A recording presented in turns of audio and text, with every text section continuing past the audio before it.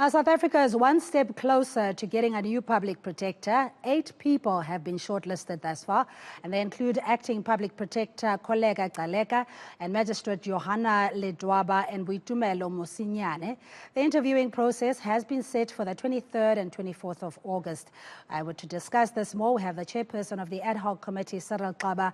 Good morning to you, Cyril, and thank you so much for your time. Of course, this is a very rigorous process that the Public Protectors are under scrutiny, particularly because of the significance of this office, the Chapter 9 institution. Just your view in the caliber of candidates that have been nominated so far. Well, thank you very much for inviting me, and good morning to all the listeners. Indeed, the Office of Public Protector plays a crucial role because it's one of the Chapter 9 institutions that were created to support and strengthen democracy. And in relation to the office, the courts have interpreted the law, the Bill of Rights, and in the process made the public aware of their rights. The manner in which the Professor Thulima Madonsela, the incumbent at the time, dealt with the issues, the Public Protector Office to other levels never seen before.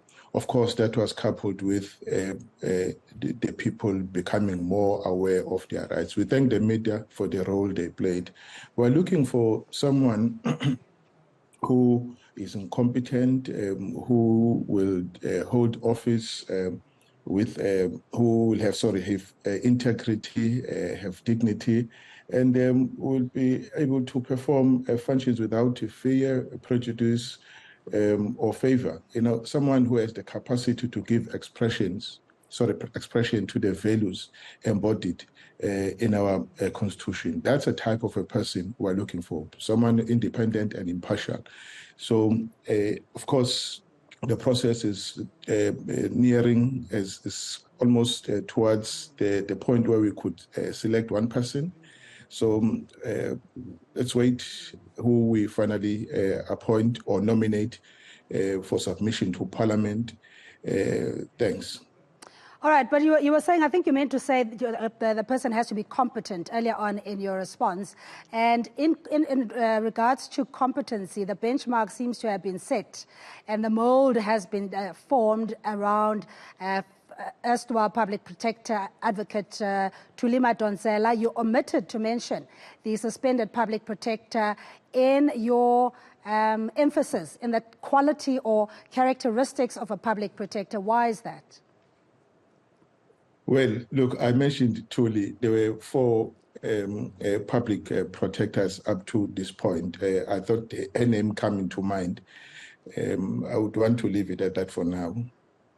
Yes, but it would be interesting to just juxtapose the two, because as a public protector, and if we are a polarized society, there are those who may like you and despise me, for example, if we were running for the position. But if we were to compare apples with apples in a public protector's office, between the erstwhile public protector and the suspended one, what is it that you are not looking for in the prospective public protector to take over? What is it that they ought not do that the previous one may have done?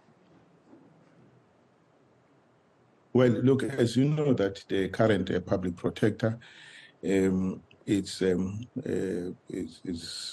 being scrutinized by Section 194 inquiry or committee. Basically, they're looking into her fitness to hold office. And that's the process Parliament initiated after it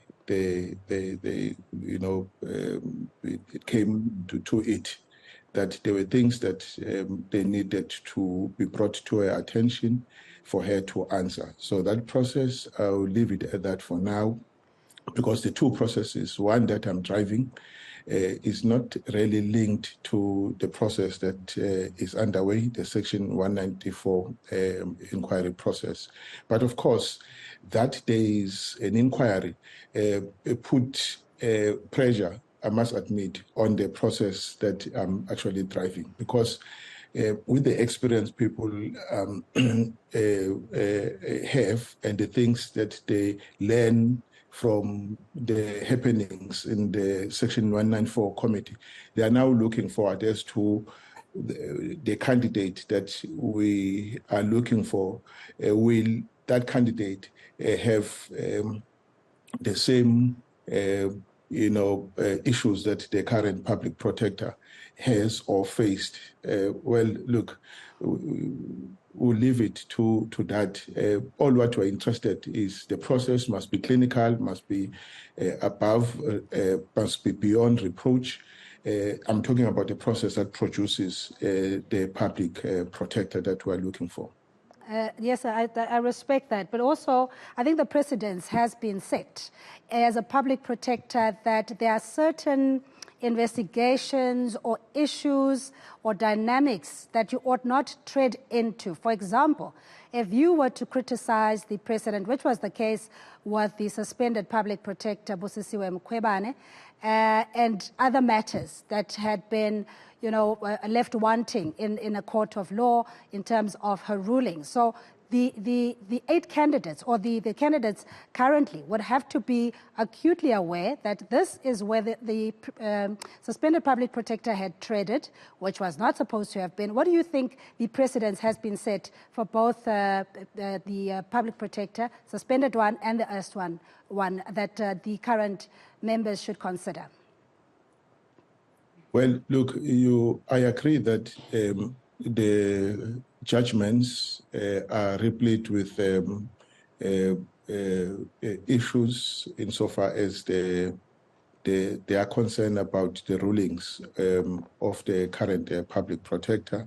I cannot say the same in respect of the previous public protectors, but I must say that the issue is not so much that because he ruled against the president or he criticized the presidents in her rulings. The previous, Thuli Madonsela did the same, and I cannot comment on the first and the second public protector. But I'm trying to say that at least we can't use the issue that he has made adverse findings on the current president or the president, that is a matter that the new public protector must then not do. It's not true. The public protector that we appoint must be impartial, independent, and must act without fear, favor, or prejudice. And we want that office to be an office that inspires confidence. People must feel that the office is there for them, is their watchdog, and each time when their rights are being trampled upon, they can run to. All right, Mr. Xaba, thank you so much for joining us this morning. Of course, it's something that we'll be watching very closely. Just in terms of public participation, we'll be very critical, armchair critics, as it were, while we watch the proceedings. These will be televised live. And the nature of the questioning, maybe you can just bring us into your confidence. What is it based on, besides trying to catch out whether the person is suitable or not? What is the rationale behind the nature of the questioning for the public protector? Well, as you know, yesterday the committee adopted what you call guiding principles. We'll be looking at character, experience, knowledge, and skills of a new public protector or the candidates that will be appearing before us. And because, as we said, it must be someone with proven leadership and managerial capabilities, and must have knowledge of public institutions and public finance. And these are some of the qualities, in addition to those that I've mentioned earlier on, that we will be looking for when we test the suitability of the candidate. All of them were able to pass through the first test, that they are all suitably qualified. They met the qualification requirements. Now it drills down to the type of a person that we need. It must be a fit and a proper person. Fit and proper person, we define it in terms of the attributes that we have already agreed upon, that we used when we did the shortlisting from 36 to 8.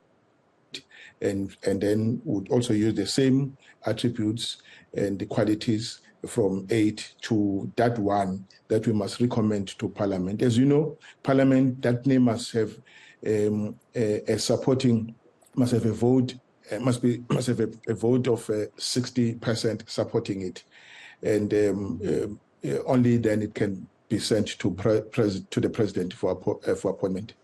All right, we're going to have to leave it there. Thank you indeed for joining us this morning. That is the chairperson of the Ad Hoc Committee, Cyril Xaba, looking into the interviews of the candidates that are vying for the new public protector position. So